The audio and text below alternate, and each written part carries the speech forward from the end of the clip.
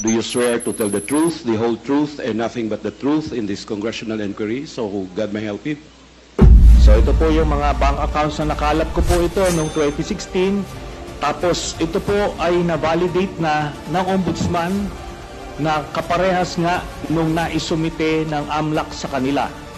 Kaya kumpiyansa po tayo sa provenance nitong dokumentong ito. Next slide. Ito po yung mga iba't ibang mga pumasok na pagkapirahan kay accounts ni Duterte. So ang total po ng mga credits na pumasok ay 2.4 billion. No? Ngayon, kung ano talaga yung actual total, malalaman po natin yan pagka binuksan po yung accounts. Pag pinatay ako, patayin mo si BBM, si Lisa Araneta, at si Wendy Wallace. No joke. She may not like how I answer, but I am answering. Do you know Mary Grace Piatos? Hindi ko po siya kilala, ma'am. Imagine myself cutting his head. The House members who verified and swore before me this impeachment complaint is 215 House members.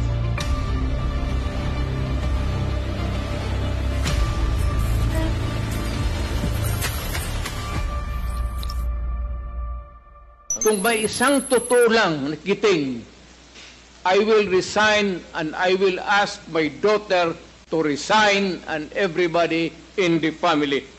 That is my guarantee. And I will hang myself.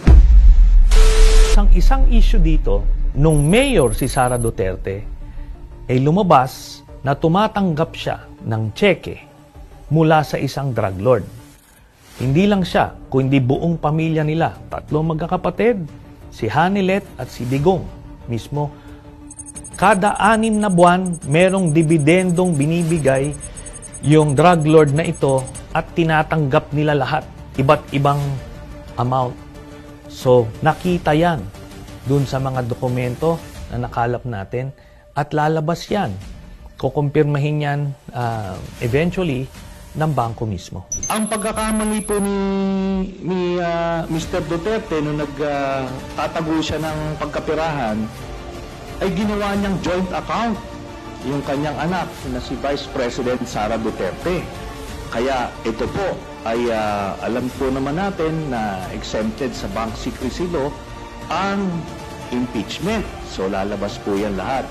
Ito pong mga transactions na ito kay Vice President Sara, meron po kay Duterte, meron po kay Baste, meron kay Pulong Duterte, at meron po kay Hanilet Abansenya. Ito pong mga ito ay mga managers checks under their name na ang origin po ng account ay yung isa dun sa mga drug lords na minention ni Las Cañas na si Sammy Uy. Siguro noong mga panahon na yan, 2011 to 2013, medyo kumpiyansa sila sa kanilang mga gawain, kaya may physical na checks, no? Pero after that, ang mga deposito diretso na sa account, so wala nang paper trail. Pero makikita natin dito yung pattern po, Mr. Chairman. Nagdidibidendo yung drug lord dun sa pamilya nila Duterte tuwing October at April, no? Kaya sunod-sunod po yan. And by the way, makikita po natin si Vice President Sara, meron po siyang 2 checking in-encash dyan under her name, manager's checks. Tapos ito po ay while she was mayor, no? Simulat sa pool, talagang iniiwasan niya tong issue na to. At mismong si Vice President Sara Duterte, joint account, publicly sinasabi ko ito, ni isang beses hindi niya to i-deny, no? Tapos, yung si Pulong Duterte at si Mans Carpio na asawa ni Sara Duterte, nung nagkaroon ng hearing sa Senado, pinakita ko rin ito. Hindi nila ito dininay. At nung hinamon ko silang pumirma ng waiver para patunayan na mali ako, tinanggihan nila yun. Itong pamilya nito, kahit napakatatapang nila sa ibang bagay, pero pag sinabi mong, sige nga, pirma ka ng waiver, patunayan mo na mali ako, hindi naduduwag, nababahag ang buntot nitong pamilya na to.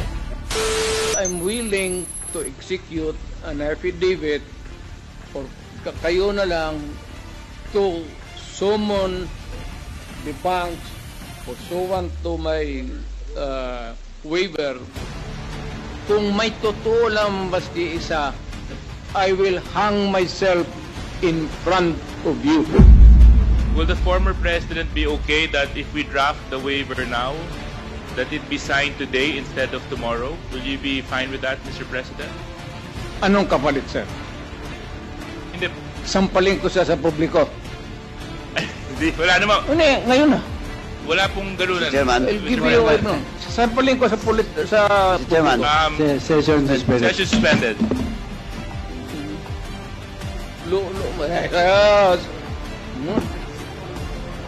Ngayon, yung sasabihin niya, sasampalin daw ako, pipirma siya ng waiver. Sige po, pwede, papayag ako, sampalin niyo ako, pero pirma muna kayo sa waiver. Ilang taon na to? 9 years na ito. Kaya nga sabi ko, makikita ng taong bayan, lalo na dito sa Article 3, yung na ang Duterte family ay corrupt at tumatanggap sa drug lord. Kaya itong drug lord na ito, konektado ito kay Michael Yang, kaya nung presidente na si Duterte, yung mga karibal nila na mga drug pusher, drug dealer, pinagpapatay para masolo ni Duterte at ni Michael Yang yung pagpasok at pagbenta ng illegal na droga sa Pilipinas. Nadiskubre namin yung protection na ibinigay ni Pangulong Duterte sa dalawang drug personalities na si Michael Yang at si Alan Lee. Sa tingin ko po, yan yung pinakamalaking accomplishment ko. Kaya lang nga po is nalagasan ako ng dalawang kasama ko. Si Captain Perote po, dinukot sa Bacolod noong April 19, 2019. At si Retired Master Sergeant Jerry Liwanag, pinatay po noong February 24, 2021. Sa tingin nyo, bakit po ba o sino po ba ang may kagagawan ng pagkamatay ng inyong mga kasamahan sa anti-illegal drug campaign? Wala pong iba kundi yung dating Pangulong Duterte. Dahil gusto nila kaming patahimikin dahil doon sa na-discovery namin na involvement ni Michael Yang saka ni Alan Lee. Actually, kinasawan po nila ako eh. Meron po akong warrant of arrest kaya nagtatago ako at meron po nakapatong sa akin na 10 o 15 million para po mapatay nila ako. Kung totoo yung sinasabi ni Sonny Trillanes na merong mga hundreds of millions sa iyong bank account na galing sa drug lord, galing sa Pogo Lord at iba pang mga lords. Yan yung posibleng lumabas dyan sa issue na yan. Kaya ayaw na ayaw nung iba na mabuksan o matuloy yung impeachment dahil pwedeng i-lift ang bank secrecy laws. Papatay doon sa salin mismo, deklarasyon mismo ni VP Sara sa kanyang mga salin mula nung siya pa ay mayor ng Davao. Ang laki-laki ng mga halagang nakalagay doon na dinideclare niya bilang kanyang pag-aari. Pag kinumpara mo doon sa kanyang sweldo, ang tanong, paano ka nakakuha ng ganito kalaking na halagang ari-arian, bahay, lupa, sasakyan, kung ito lang ang sweldo mo? Saan ang galing yan? Diba? Yun ang kailangan niyang paliwanag. Kaya I'm almost sure na merong link sa mga Pogo Lords dahil sila ang nagpapasok. Parang kabuti na nagsulputan all over the place. Yun ang naiintindihan ng tao. Hindi nila maintindihan yung threat. Sabi nila, ay nako, kunyari lang yung threat niyan. Pero ang maiintindihan ng tao, bayan, pagnanakaw, pagdarambong, pera nyo yan. Pera na hindi pumunta sa mga eskwelahan. Pera na hindi pumunta sa mga pagkain ng taong bayan. These are naiintindihan nila. At saan ka makakakuha ng ganon kalaki na negosyo o na unexplained wealth? Di imbestigahin nila. Pogo ba yan? Drug money ba yan? What is the source of your income? Bilang public official, napakahalaga na dapat nga frugal lifestyle ka eh, diba? Bilang public official, yung halimbawa ng simpleng pamumuhay, which President Duterte tried to project, kaya nga meron siya mga pictures ng kulambo, diba? But that's the irony of it. kunwari kumakain ng tuyo, pero may bilyong piso na pumapasok sa bank account. At saan nanggagaling yung bilyong piso na to? Again, it goes back doon sa usapin ng korupsyon. Diba? Kung paano mo nagagamit yung posisyon mo sa gobyerno, yung kapangyarihan mo para mag-accumulate ng mga ganitong kalaking ari-arian at pera na pangsariling ginagamit. So, malaking issue to sa taong bayan kasi hirap na tayo di ba? So, sa tingin mo, dapat ba siya humarap sa impeachment trial? Oo naman.